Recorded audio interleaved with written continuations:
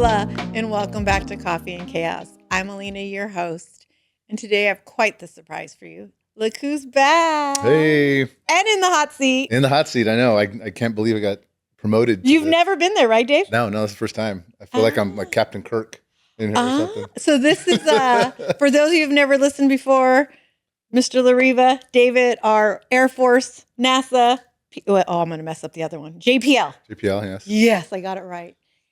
And welcome back. Hello. How are you? I'm doing okay. Black Biden, a.k.a. Big Bad Wolf. I'm missing the wig, though.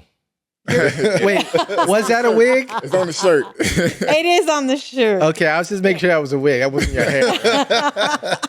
Yeah, I had to drop it sometimes. I do like that. That is a good shirt. I'm going to have to get one. So do you still wear your wig? Yes, I do sometimes. Mainly only after the cops show up. Why? Too many people know me now, and they would come up and like, oh, hey, Black Biden, is that son of a gun? Oh, got it. You feel it's part of your brand now? Yes. Yeah. Some people say, oh, man, I'd rather see you catch these guys when you got the wig on. Oh, yeah. Even the cops. Yeah. Oh. Wait, Solomon, how are you? Real quick. Oh, I'm good. Good. Oh, Yeah, so it's Sunday, so I got my shorts on because I'm getting out. I know you look all comfortable, and it's kind of gloomy out today too. Yeah, I know. This heat's been crazy though, hasn't it? I mean, sheesh, it's March. That's why we didn't get the wig. Yeah, that's all. Yeah, that played part of it. If that's the beginning heat of this summer, we're in trouble. That's all I'm going to say. true. Yeah. We're going to be definitely in trouble. Well, I'm so glad that you're here, Dave, to help me get through this. We have so many questions for you. It's been probably, a year? A little bit more than a year? A little over a year. And I've been following you and watching all that you do. Solomon, you want to play the clip real quick? Yeah, let's play that. Let's see.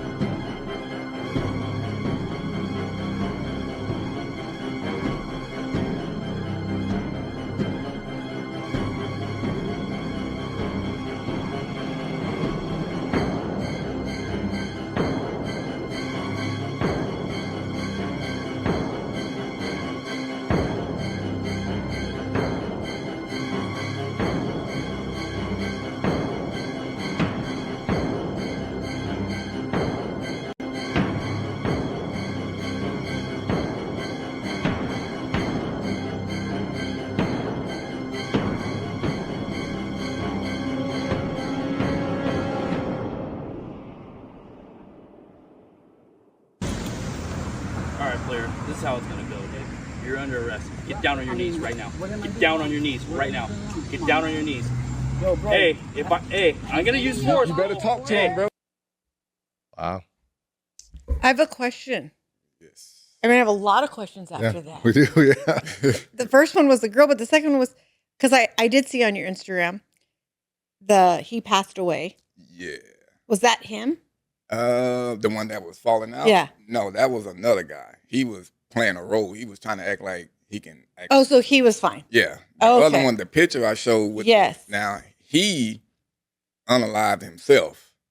So before we get into all this, let's first give a little bit of what you do and all that. So then because we have a lot of questions. Yeah. Okay, well, basically, I catch child predators that try to meet up with kids online. And I catch them, expose them, and get them arrested. Also convicted. Boys and girls. Boys and girls. Top question, is it more boys or more girls? It's more men, of course, that's out there trying to. No, but I mean, is it they're trying to attract the boy or attract the girl? They more trying to attract to girls. Oh, okay, it is. Yeah. Okay. Yeah. When you said you say convicted, are you ever asked to show up in court? Oh, yeah, all the time. I mean, and that's the main part of it. it's showing up to court so they know that you actually taking it serious. And by you going to court, that's giving more evidence because you have to get on the stand and testify. Yeah, and I think that was brought up an interesting question about just your interaction with local police departments, right? Because the goal is to get a conviction, Yes. to get an arrest. And so are these stings coordinated ahead of time with police departments? No, because doing it that way can lead into like entrapment in a way. Mm-hmm. But so basically, it just a lot of them know me a lot around, Long Beach and Signal Hill. So when we would call them in, they would be like, oh, okay, they kind of will elevate the calls so they can be able to show up in enough time before the guys take off. Oh, okay. Yeah, because that as we talked earlier, I was amazed on how many people want to like sit there and talk to you.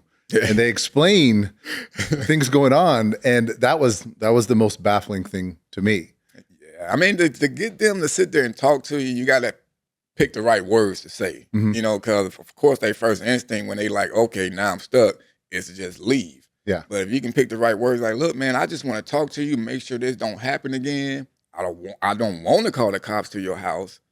Now it's like, okay, well, maybe I'll just hang out for a little bit. How does it start? Like, you go onto certain websites? Yeah, well, social media sites. We've been moving all around now, so we've moved over to like Facebook, Instagram, Snapchat. We on all of those, and trippy thing is Snapchat has a lot of them because you could. The message, picture, whatever it is, can delete right away. Yeah, and some of them know how to change it to where when you read the message, for it to delete as soon as you read it. Oh. Yeah. So with social media and the internet getting bigger, this is getting bigger. It's getting bigger and it's getting more outrageous. So when you're on there and you start talking to this person, at what point do you tell them, like, hey, I'm 15, I'm 14, I'm 13. Right at the beginning, because it's pointless to even continue a conversation with them, knowing that, you're obviously going to try to make them believe that, hey, you're not talking to some grown up. So I like to get it out there quick and early. So that way, if anything sexual does come up, it can be used against them.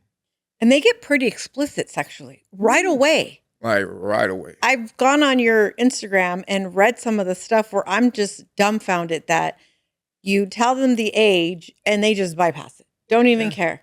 They don't care at all. And that's what makes it scary, because for you to be told that somebody's a child, possibly the same age as a child you may have, and you still attempting to do this, which one of the teachers I called did. And so as a parent, then what platforms do you see, or do you see specific platforms out there that are more susceptible to others? As far as just where these predators flock, or is it mainly like definitely Snapchat? Snapchat, you know what I'm saying? Then like the video game world, like that's getting a little bit kind of outrageous also, because they know a lot of kids play games. Yeah, some adults play games, and so a lot of these adults is like, well, so I don't have to send messages. Maybe I can talk to them this way because of online gaming. So like Twitch and PS5 and all of that? Discord, all that stuff. Yeah. So you got to look out for all of that. Well, that's why I asked David to come on, because he's a girl dad. He has a daughter. She's 12. And right now at that age, that's important because these kids are on social media and on their phones so much. Yeah. What would be one of your biggest fears? Like, or how would you go about like making sure that doesn't happen? I think communication, I try to communicate with my daughter as much as possible and ask her what she is doing and what she does, and show interest in what she does as well too. Yeah. I think a lot of it is, I am genuinely curious because I want to be interested in her world, but then also I want to be familiar with it as well. And and I guess in my mind, if I pretend that I'm not interested and it's just boring because I don't get it, I'm really doing a disservice to myself as a parent and to my child as well, because I just don't know. Yeah. It makes it easier for me to be ignorant and say, okay, how did I not see this? And you have all her passwords, right? Seriously. Yeah, no, I do have her passwords because she needs to ask me for screen time. So, well, do you being the girl dad or just a parent in general to young ones right now, and you doing, everyone feels like I'm the helicopter parent. Like I had all that. Like I would check the kids' phones and they're like, oh my God, you're in their business too much. Go get your own life. Leave your kids alone. Don't get me wrong. Once both my kids got a little bit older and I kind of could tell the good or bad that they were going to go, right? Probably about 15 or so.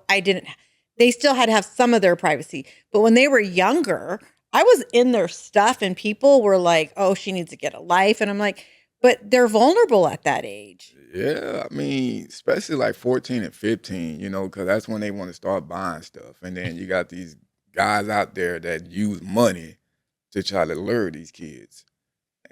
And, you don't need your mama for this. You don't need your grandma for that.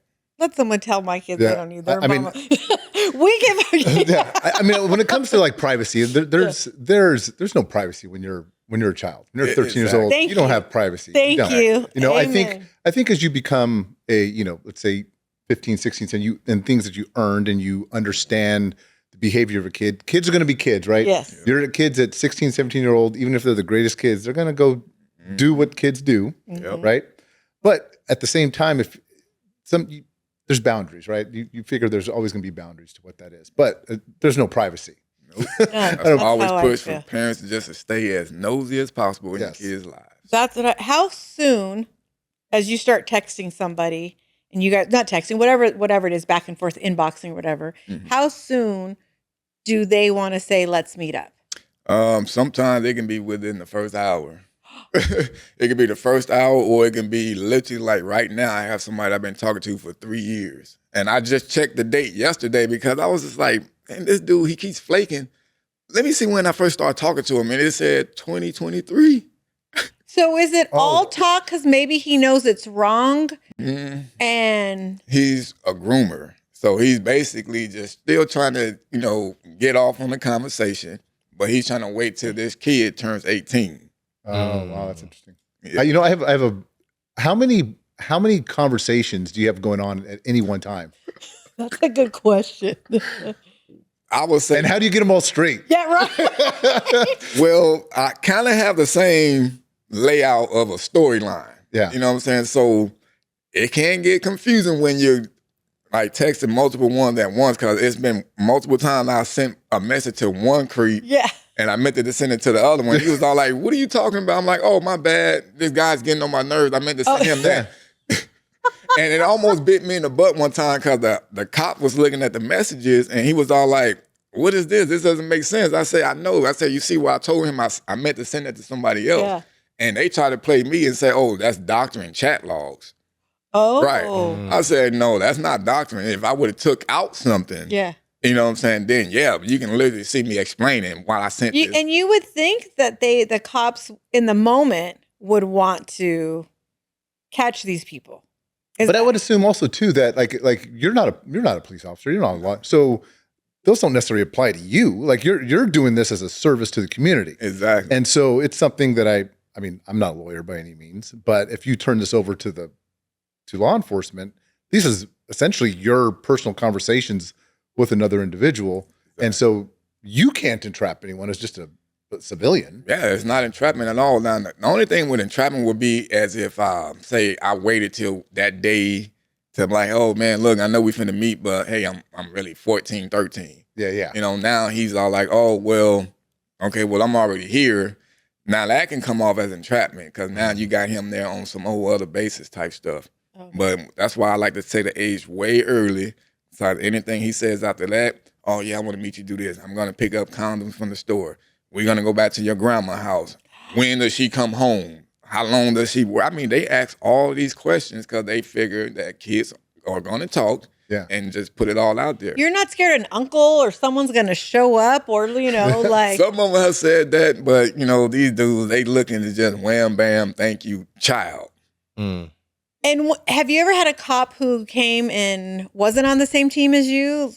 Yeah, and I call them Officer Doofies. Yeah, we have 3 of them now. I wanted to send a clip for that one to show y'all exactly that interaction. Actually, it was 2 of them. And I was just like, dude, because he literally took my decoy's phone, her personal phone. Oh. Because we all have phones that have the conversation in it, right? So, but they didn't ask for my decoy phone, which is the phone that we would give them. But he took my live decoy personal phone and was all like, no, this is evidence. I'm taking this. And we was like, dude, why are you doing this? We have these phones right here. The other officer asked me for my personal phone. I told him, no, you're crazy. And he said, oh, okay, well, that's okay. We'll take that one. But he never took it, but he took my live decoy's phone, and it was a whole situation that night. We had to go to the station just for them just to download the phone. But that's also her personal phone with her personal stuff. Exactly. And he was acting like he might have been on some creep stuff, like he wanted to just go through her photo album. Oh. Allegedly, see? we thought we saw. Yeah. Well, because people have to remember, cops are humans too. Right. You know, they have their dirty secrets just like everybody else. And I'd imagine too that, you know, unfortunately, police departments don't get the best publicity sometimes, right? Yeah, exactly. And then when you're out there doing your community service, everyone loves what you're doing. You're getting high fives on the streets and everything. And so maybe there's a little bit of jealousy there. I'm thinking so, but I'm like, dude, we're literally giving you a case that's done. Yeah. We have all the felonies. I mean, I've talked to this dude for about 15, 20 minutes of him admitting everything that you're going to ask him. You know what I'm saying? Like, of course, yeah, he wasn't under like he wasn't Mirandized and nothing like that, but you could still use this. Yeah. You know, and then there was this other officer that would allow me to still just talk to the guy a little bit while he was in the back of the police car. And the cameras inside is recording him still admitting stuff. Yeah, man, I know I shouldn't have came here. You know, I was thinking about I shouldn't have did it, but I was thinking with the wrong head. Yeah. Can I ask you a question? So with regard to people, and like you said, you know, getting evidence and stuff, do you create files on each of these people and have in sort of like, you know, along the process, are you gathering information with the thought process you'll need to submit this information later? And at what point do you start to gather information on people? Is it the first conversation or when you feel like you got them on the hook? Yeah, basically once they start getting sexual after they know the age, then I'm like, okay, now let's do background checks. Let's figure out if he's already on the registry, check out his arrest history. We do all of that, you know, and then it's been quite a few times. They've been on the registry already. Bad background checks, like this one guy that was from Eastside Longo. And tattoos all over the place. And I made sure we had a whole squad that day because we didn't know what he was going to be like. Yeah. But, you know, we get all the information once we know that they gulag worthy, which we mean jail worthy. We like, yep, let's check everything out, make sure we know how to show up. So I'm sorry. So when you're interacting with these folks online, because you're creating these profiles with it, are they using like their real names or they don't have aliases? So how do you find out who they are? Or can you share that? Yeah, I can. Like basically, like some of them they may use, you know, their real phone number or something like that. And then, you know, I have people that, you know, pay for certain programs that where we can look up certain things. Gotcha. And we get it that way. And I love when they use fake names. I love it. Because when they show up and then I call them their real name, and then they like, oh, hold on. Uh-oh. How many people are on your team that help you do all this? We have 8 strong. 8 strong, but like when we show up, sometimes we'll keep it down to like 5 or 6 because we don't want it to be too many people and then make the creep feel like, oh, I'm scared, I'm finna get jumped. Like, I'll tell you anything. We don't want it like that. Are they volunteers? Yes, everybody volunteers. Okay. So no one's on the payroll. No. So they do. You guys are all doing this just to. Yep. I mean, we get donations from like folks that watch us online and stuff like that because, I mean, like my live decoys, they do an amazing job. Without them, like a lot of these dudes would probably had just took off because they didn't see somebody that they thought was a real child. And that was, so as part of your team, everyone obviously has a role, right? Yes. And so you have multiple people talking to multiple subjects, right? Well, when it comes to the chatting part, I do all of that. Okay. Everybody else is just more like the live interaction type stuff. Like we'll have people walking dogs, riding bikes, like we literally act like we just pedestrians. Oh, got you. Okay. And, you know, and then we got radios and we'll be like, oh yeah, I see him right here. He's in his car. He's texting. You know, we do all of that, and we'll be in the hideout, and we'll tell the decoy like, okay, yeah, now you can make your move to that address because that's what we use. And it's a good. You know, that's very interesting and pretty cool that you see that because, like I said, the clips that you have, you don't see the background production that goes into this. Exactly. So how long does it take for you to set up a site? Literally about 30, 45 minutes. Cause but it's a thing called prayer time. Yeah. And these dudes, they'll tell you like, oh yeah, I'll be there at 2:00. But obviously they're gonna be there about 3:30. Cause one, they're gonna just circle around probably and try to check out the scene, make sure there's not no cops around. But at that time, we using it as like, okay, we're gonna need you to be right here. Let's see how far the radio gonna work right here. You know, we do all of that. Can I ask you a question about your mindset? Yes, Like, sir. obviously, you are emulating a 15-year-old girl or 13-year-old girl, and you have to write like a 13-year-old girl. Where does that come from? Or boy. Yeah, where does that come from? Having kids of my own, man. Having kids of my own.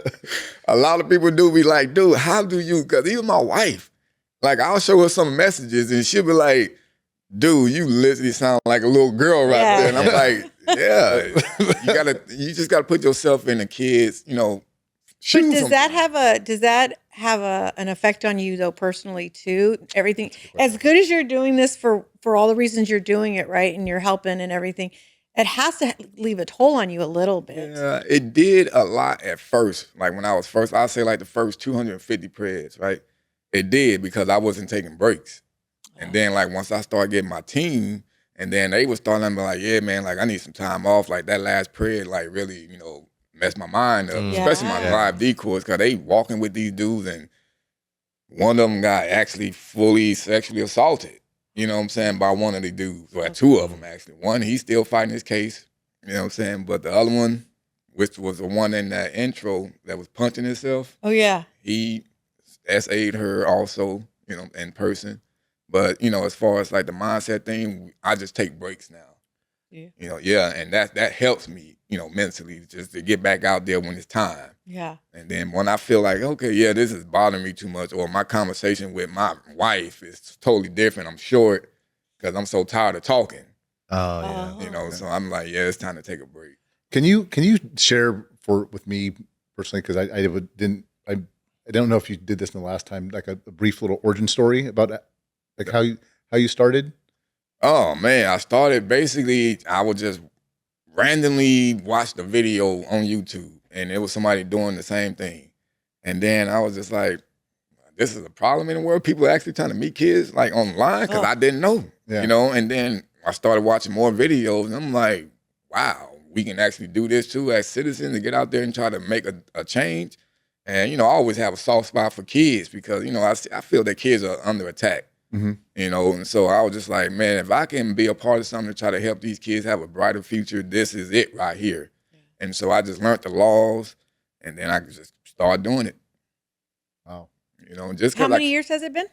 3 years, Oh wow. 3 years now total since I started. Because when you the reason why I asked that is because when I was going to ask about like the personal toll that it takes on you, right, and what you do to decompress as a result of that. But when you said, yeah, I started taking a break after 250. Like that's a huge number, you know. Like I would have stopped at like 3. You know what I mean? Like, but you're like 250. Yeah, no, because like when I first started, I was all like, okay, I'll get to 100, then maybe enough people be scared to try to meet kids online because I really didn't know so many was online like You didn't that. realize how bad it was. And to give us Exactly. perspective, like how long did it take you to get to 100? Shoot, like what, 6 months? Man, see that in That's itself scary. is why. I don't think people take it, and when people are going to watch this and you try to share it with your children or everything, I think people are going to think, oh, it's not that bad, or oh, mom, he's exaggerating. Oh, dad, it's not. They don't realize that our children, I feel like, are safe because of the parents that we are. Yeah. But their friends are not safe because their parents are out doing whatever and not paying attention. Exactly. But this is, with the internet getting bigger, we said, you know, more social media, it's getting worse and worse. Big time. And just like you said too, like, yeah, your kid may not be one that will fall into something like that, but there's others. Yeah. Like their friends, you know, they may not have a father figure at home that's going to keep them in check. They may be online looking for that and they find some creep. How, because you said it, and how important, we talked a little bit before the show started, girl or boy, how important in today's time is it to have that strong male father figure in a child's life when it pertains to like all this?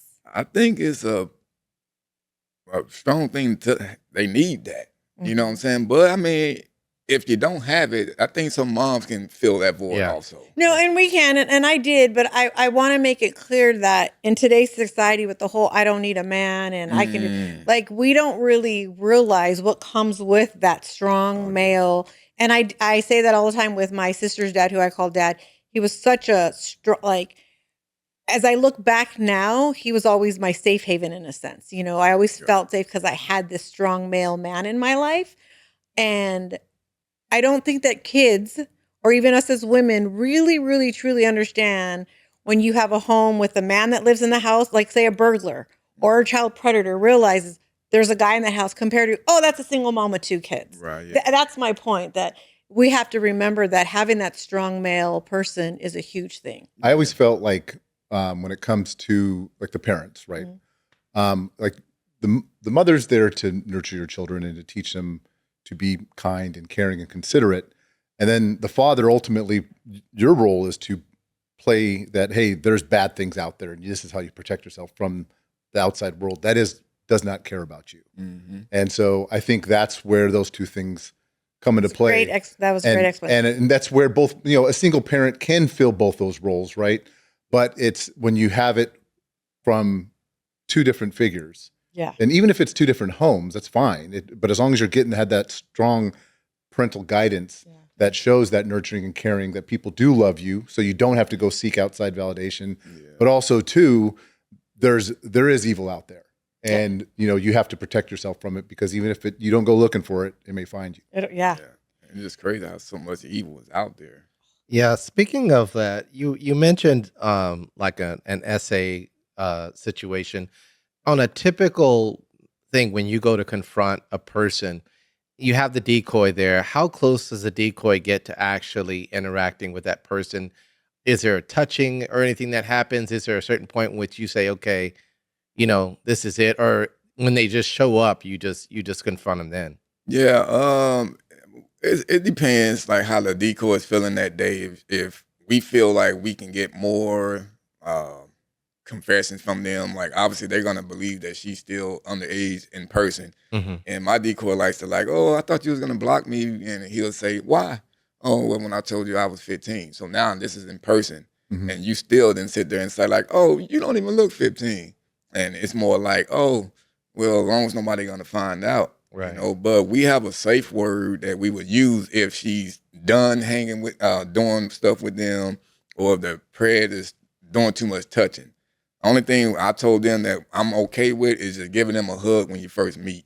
That's cool, you know what I'm saying? But as far as and one of my decoys, she'll walk and hold their hands, but we got sanitizer and everything, but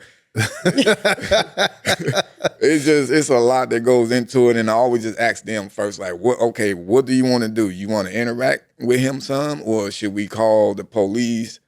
Soon we see. And they believe that the decoys are these young girls? Yes. I mean, my decoys do look young. Okay. They definitely do, especially we have Lil Ashley and Tall Ashley. And then we have an OG Ashley.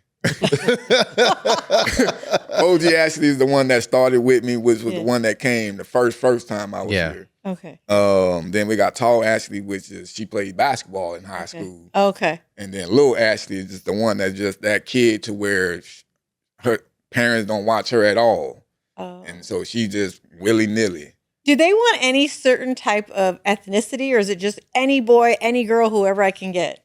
I've only dealt with being African American and Latina decoys. We haven't experienced on the white or black. But I'm saying the people that you're talking to, the predators, are they asking? No, yeah, are they asking are you Caucasian? Are you black? Are you Puerto Rican? Are you? Well, they see the picture. We have pictures posted, and they'll be like, oh, are you Latino or are you Asian type stuff? And these pictures are of your decoys. Yeah, doctored up though, obviously. Okay. Yeah. Yeah. And go ahead. I was gonna say, what communities have you, I guess, served around? Almost all Southern Cal. I'm in Orange counties, Long Beach, Signal Hill, Westminster, Garden Grove.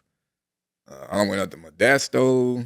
Oh, really? Yeah. Wow. Yeah, well, Modesto was a pretty good one because they pulled out the drone. And my decoy, she didn't get to go, but she was on the phone playing them. Oh, yeah, I'm walking over there now. Where you at? And he's saying it, but the cops was listening. They literally used a drone and flew it over there to where he was and knew where he was So at. you got more help from them than you do. Exactly. But they didn't convict out there. Oh. Yeah, And that's what I was going to ask you. Like, do the cops ever tell you or give you advice on ways to do things to better secure a conviction?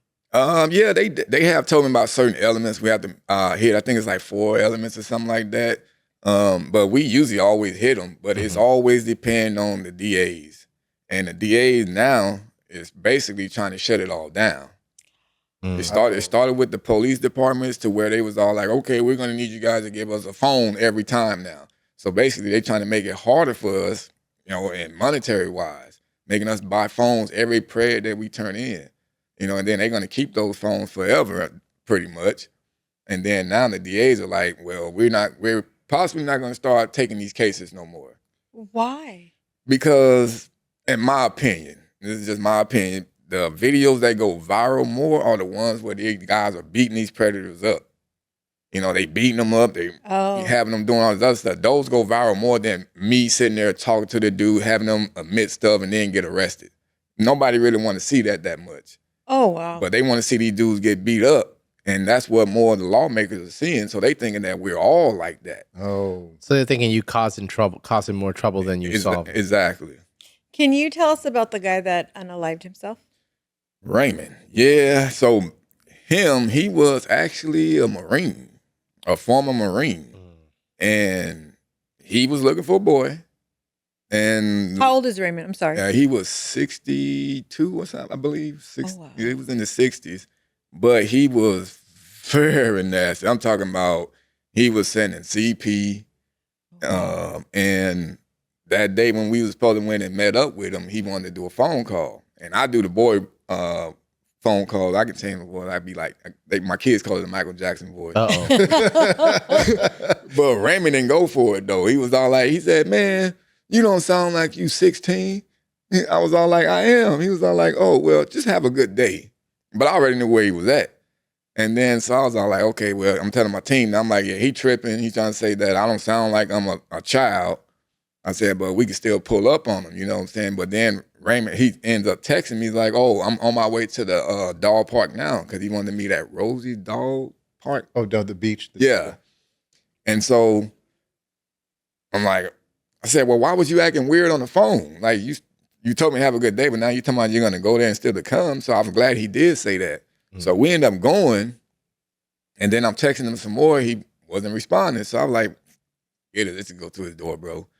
Knocking on the door. We can see that he's there because the blinds is moving because he's looking out. I'm trying to get him to come outside, just talk. I'm like, dude, the cops are going to show up. So the cops came, knocked on his door.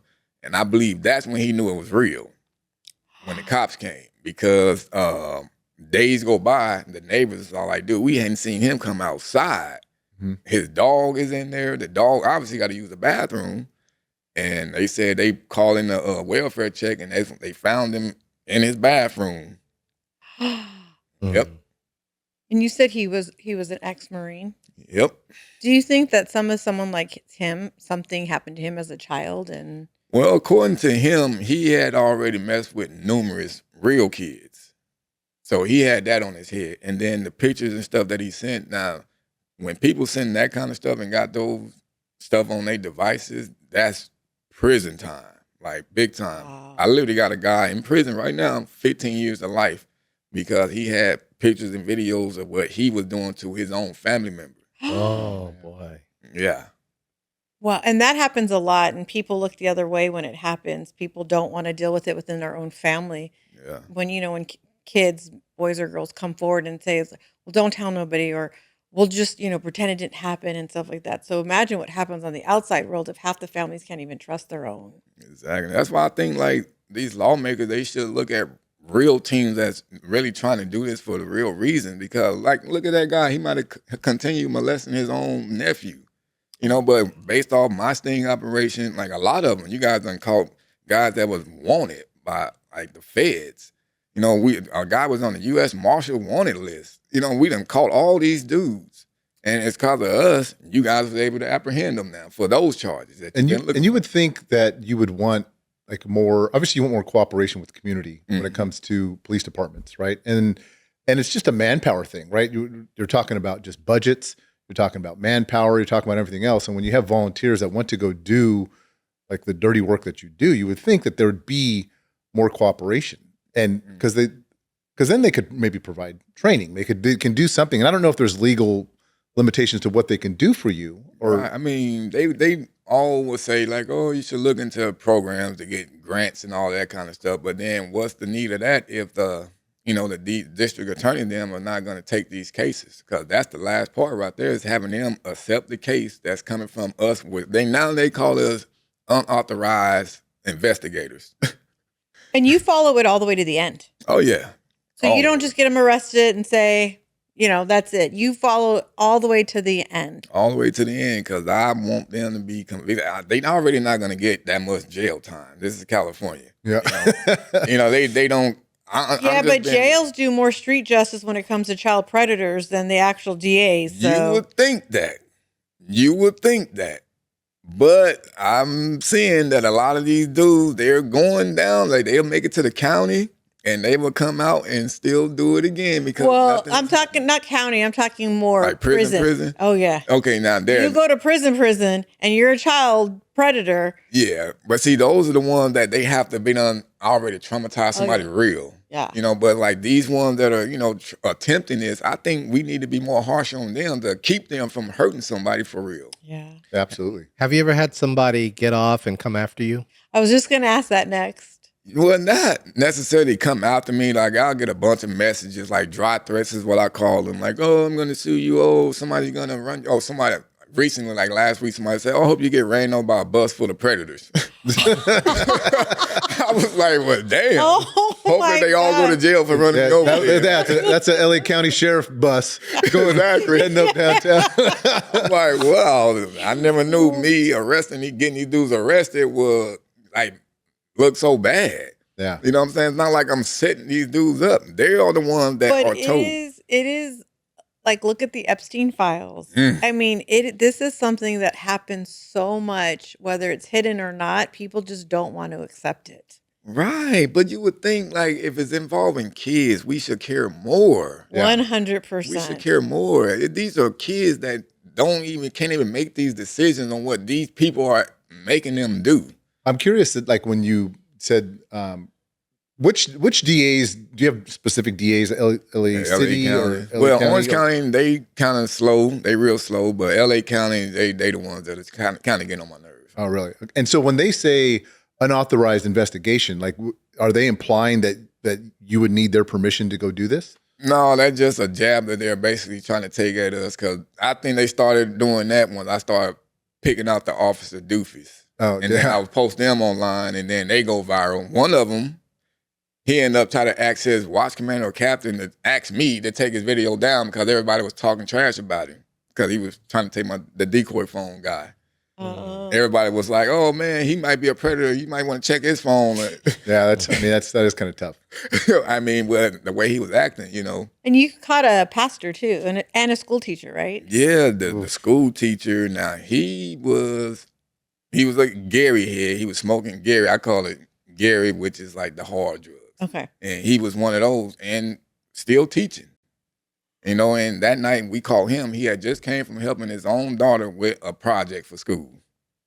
Wow. My son in high school, I think it was science, was getting like a weekly progress report, and got a bad grade. And he was like, she's weird. There's something wrong with her. And of course, parents, I'm like, she's a teacher. You respect her, right? Blah, blah, blah. So I emailed her. His grade was fine. Like it was her being lazy, right, as a teacher. And this taught me a lesson. And it might have been like 10th, 11th grade. So we're going around. He kept complaining about her. Well, come find out, like that following summer at Peter High, she got arrested for messing with one of his friends. Wow. And he said, see, and you like, so I was like, you know what? I got to remember, just like I said earlier, cops are human beings too. So are teachers, right? Yeah. And that's a very sticky situation there. But the pastor that you caught obviously, I hope he's not preaching still. No, he like in hiding right now. Okay. I don't know if he's still in California hiding because he was a traveling pastor. His main church was in Florida, but he also had a main one here in Torrance. Yeah, and he's a major pastor too. I didn't even know it. Like when we called him, I didn't know nothing about. I just knew his name. I knew where he was staying at the time, but I didn't go as far as like trying to see if he was a pastor or not. Like we found that out when he got arrested because the officer told me. It was all like, "Oh yeah, you might want to look up pastor." You know what his name was. I was just like, "What?" And yeah, Was it a little boy or a little girl? he was looking for a boy with a wife now. And mind you, other people come forward a lot of times when you bust these dudes.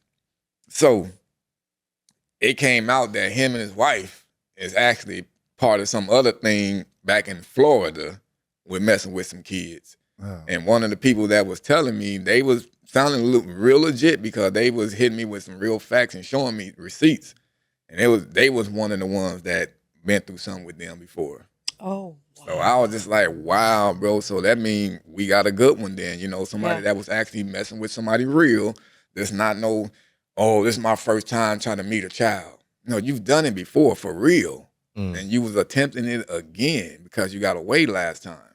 So more than likely the people that you've mingled with and you've met up with have already done it with another kid somewhere else. Yeah, majority of them have. You know, like it's been quite a few this year. I've been calling it the return of the predators because almost everybody I caught this year so far is somebody I've already caught or they've already on the registry list. Can I ask you, out of all the interactions you have, let's say you have 100 interactions, what percentage of those, when you say you're underage, what percentage of those just log off and leave you alone? Like legitimate people, I guess. About like 5-6%. Wow, Real that low, huh? Real low. Real low. Wow. And I honestly, like the ones that do that, I'll send them an extra message. When you can tell when they legit for real. It's like, oh yeah, I don't do that. And I'll send them a message like, oh, good job. Something like that. Oh, But there's other ones to where you know they trying to pull your card. Cause then they'll come back, well, why you on here? Yeah. Show me a picture so I know you real. Then I'm like, okay, yeah, so much for you said you was finna block me. Yeah. But you want to see more verification that I'm real and why I'm on here. And there we go. Doesn't that disappoint you sometimes, though? It really does. I imagine it does. It disappoints me just with all of them. I can never understand why somebody young and innocent, man. That's the part that really kills me mentally. Like some of these dudes, when I'm talking to them, I'm cool with them, but I would love to just uppercut them. Yeah. You know, because it's like, dude, you're not thinking about what you was gonna do to this child. You care about how you was feeling right then. but do they do it to a child because they can get away with it compared if they did it to a grown adult? Honestly, I don't. Or do you think it's a sickness where that's what they just want them young? Yeah, it definitely can. Because Most if you're of them, married, because you say a lot of them are married, right? yeah. So you're married, and prior to the recording, we talked about how they're not getting their needs met at home. Right. And I said, well, don't most people, husbands or wives, if you're going to get your needs met, you go out to a bar or out with your friends and look for the same age compatibility. Mm-hmm. What instantly makes you say, I want a 12-year-old little boy? Well, I would think that, I mean, those needs are not like normal needs. Yeah. Right? That's what I'm saying. There's- So it didn't matter whether you're in a happy marriage or not, because you have some, It's a unique experience. yeah, I'll just say, yeah, whatever it is. And we're me and David both are disclaiming. We're just saying that might be. Yeah, that need's never going to get met. Yeah. in a I guess a normal relationship, right? Yeah. So you're going to find yourself there. Yeah. Yeah. And that's unfortunate. So how many convictions do you have under your belt? Woo! So we are almost to 200. If not that, I've been. Can still, we get a clap and applause, Yeah. something? 200. Yeah, I've been still tallying them all up. I finally got my stuff in line. I'm putting them all down from where they got arrested, the day that they got convicted. Like I love the fact that they sentenced that one 15 to life. Yeah. You know, because man, he definitely damaged his relatives. You know, and they even had to bring him to court. Oh, and that's hard. Do your kids feel Are they as enthused that you do this as you are? Meaning they're proud of their dad for doing this and they're glad. Does it scare them a little bit? No, they don't be scared. Like to them, it's almost like a game. But then, I have to let them know, like, no, this is some real deal stuff. Like I understand, like, because you may see the videos that I edited, but you got to see like what really goes on out there. Like I can get shot. Anything can happen to me out there. So now they more be like, oh, be safe, Dad. You know what I'm saying? Oh, I'll see you when you get back. Just make sure you be safe. Yeah. You know what I'm saying? Or are you going by yourself or is your team with you? Yeah. Now they ask those kind of questions, because they understand, yeah, this can be dangerous. It's not always just what the video shows. And you've obviously talked to them so that it doesn't happen to them and they. Yeah, because something similar almost happened with my son on, what was it, Roblox or... Yeah. What's Roblox. this? I think it's Roblox. Some game, it's weird looking to me. But Probably Roblox then. but he was playing that game and he said there was somebody on there asking him about what school he went to, like how old he was, what city he stayed in, what his address was. Yeah. He said it was somebody like that. And then the same thing was happening to one of his friends at school.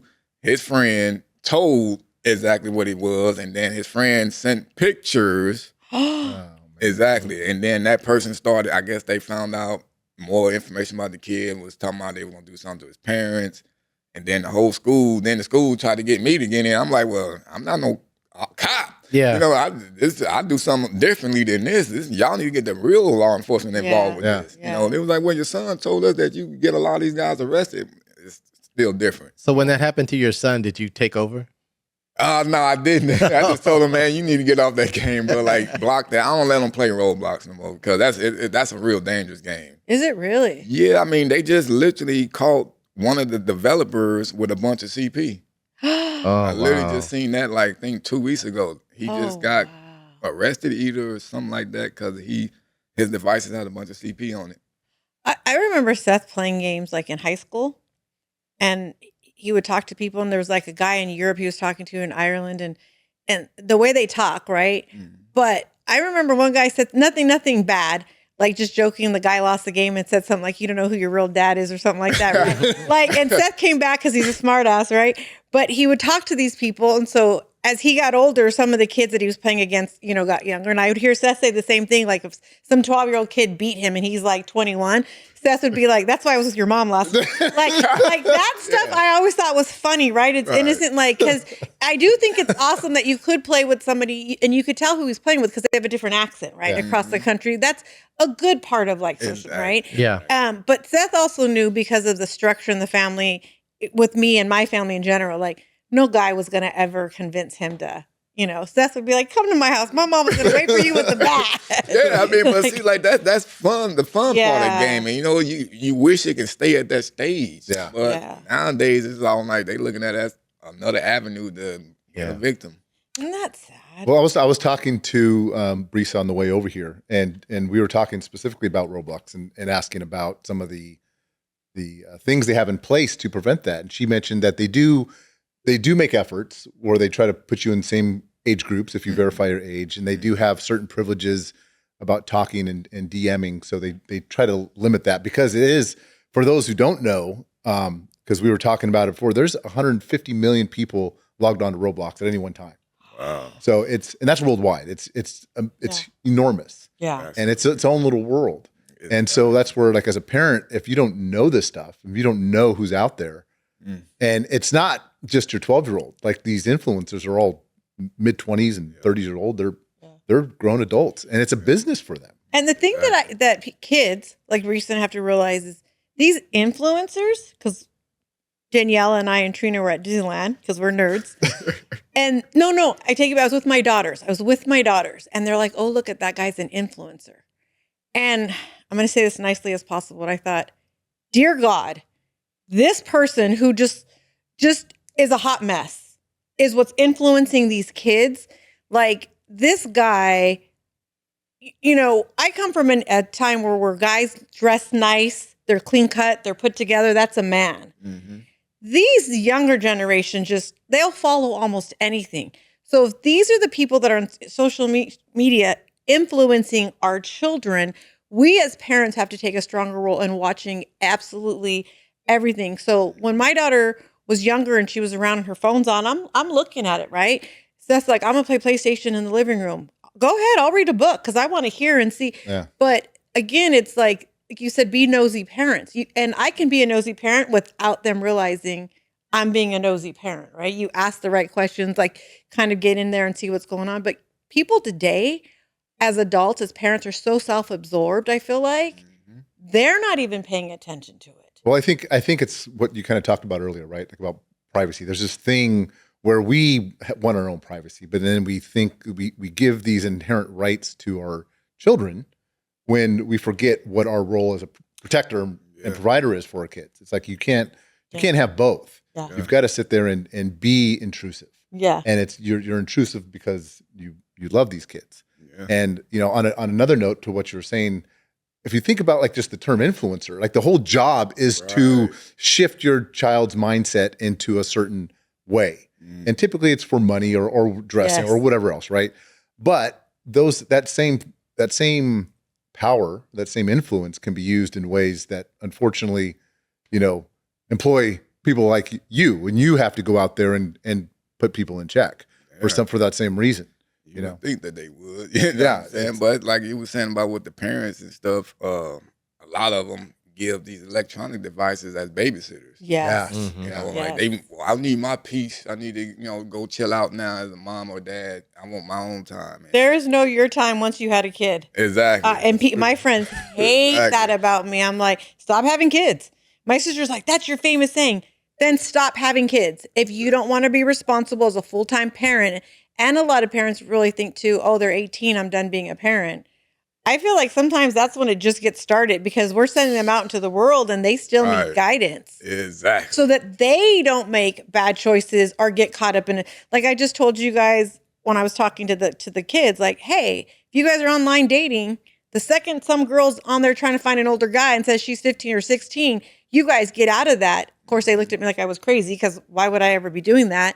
But you still have to guide them. You still have to, I feel like the world getting crazier. We have to be more involved no matter what age our kids are. Well, and also too, like you're like at 18, right? You legally, you don't have that responsibility. But, if I go back to myself at 18 or 28, 38, whatever, and think about all the stupid stuff I did then and sometimes continue to do, you're learning through life. Like life is continual growth up until the day it stops, and if you think that your job is over as a parent at any one point in time, you're kind of just missing the whole point.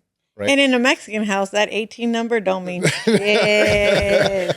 I don't care what the state tells you. That don't mean nothing in my house. You are not grown. It only means something to the kid who likes to tell you they're 18 as they sleep in your house. Yeah. And ask your money and eat I your can food. move out if I want to. Well, then go. Let me see you do it and handle it. Yeah. So as we close this up, like what's the best advice and like what's like any words you have left, Dave, that you want to ask before we close this out?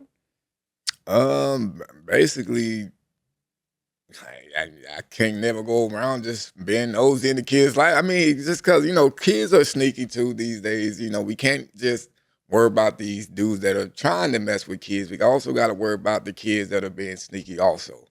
Like, especially with social media, Instagram, they got burner accounts. See, my kids, they told me all this stuff. They, we have other accounts that, the parents don't know about. We just post over there and other people hit us up.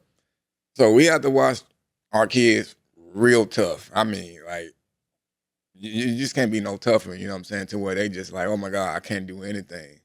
I mean, some people say like, oh, it's gonna make them rebel against you later in life, but man, you got to keep them safe. Well, and what I would counter that argument with is like, it's really, I feel, just showing genuine interest in your kid. You like I want to know what my daughter's doing and what interests her. That's interesting to me. I just don't do it just to be a nosy parent. Exactly. I want to be interested. So that way we can have conversations because it's my responsibility to be able to relate to her. Right. And I have to be able to do that. And sometimes I'm able to do that. I have to ask questions. And all those questions are about, hey, what are you doing online? I know you spend a lot of time online. It's interesting to you. Like, why is it? Help me understand why that is and show me the stuff that you're doing. So that way I can be interested. We can talk about it. Yeah. We could talk about these things, and then you recognize what is right and what is wrong, what is acceptable, and what's not. If you sit there and just say, "Hey, this is just their thing," and I don't understand it, well, you're making yourself a dinosaur and you're putting your kids at risk by doing You're that trying as to well. learn what they're up to and stuff like that. It makes them more open with you. Yeah, exactly. And because I think, obviously as a parent, I want my children to trust me. And when they're in a place where they feel uncomfortable, I want to be the first one that they come to and not a friend or, God forbid, someone else out there where they feel that that's a safer place than somewhere within the home. And I think that's extremely important. I have a quick question. Oh, I do too. Oh, go ahead, Solomon. Go ahead. Oh, okay. Well, I was just thinking on a larger scale, do you think that there's something the social media companies should be doing to better protect kids online? Honestly, I think they should separate social media from adults and kids. They try with the dating apps and stuff like that, but they don't require no IDs to sign on those apps or whatever. But I think they should, like some states have, to where you have to have an ID to get on certain sites and stuff like that.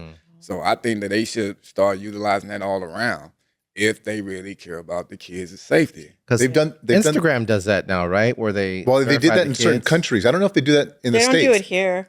I know. No, I think it was Australia. I think it was where if you're under 14, you're not allowed to have an IG account. I think some like that. country did do that. Yeah, they did, which is good. Yeah. I mean, what do kids need to be on there for? You social while you're at school. And then you come home, you can play outside where we can see you. You still being social. You don't need to be on social media. Yeah. Because it's too dangerous. I still think I do think those things are good. I'm not necessarily opposed to them, right? But I still do believe that the home is where you're going to catch all that stuff, right? Like the home is where you are going to best protect your kids, Yeah. And I know that obviously some homes are in better position to do that than others, but it's always going to be in the home where it starts, right?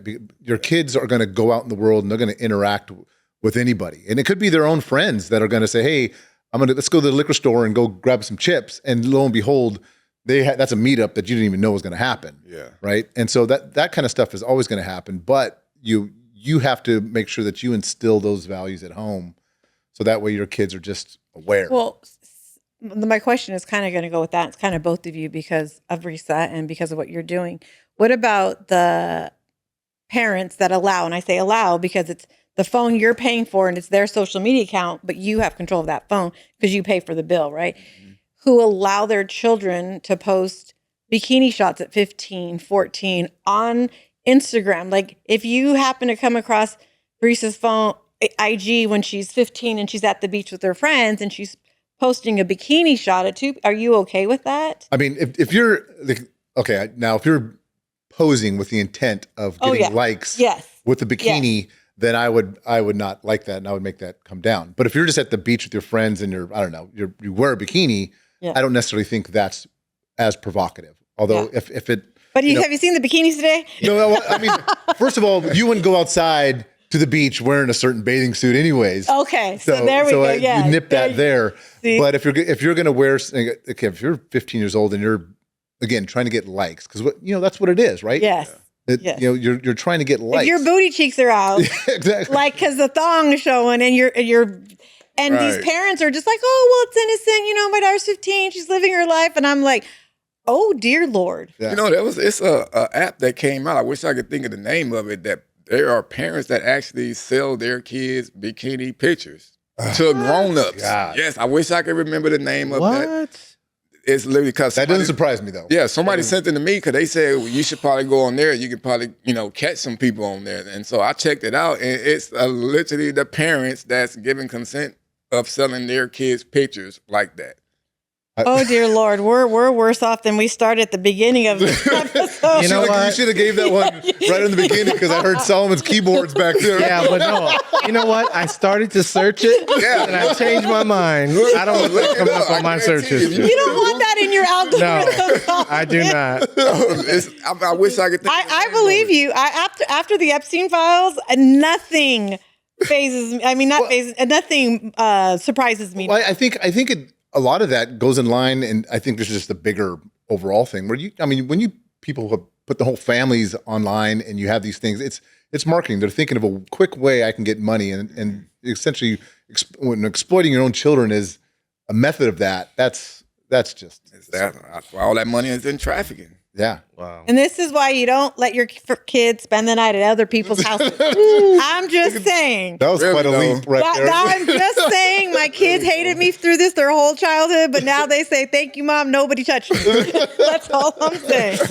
You got to put your foot down and be the bad parent sometimes, and you tell your kids, you don't know if a drunk dad's going to come home. You don't know if a drunk mom's. You don't. It's both parents. It's not one or the other. I've learned. I always thought it was just men, but as I got older and heard more stories, because I shared my story, there's boys that have been essayed by women and men. You hear all these crazy things, and I'm like, yeah.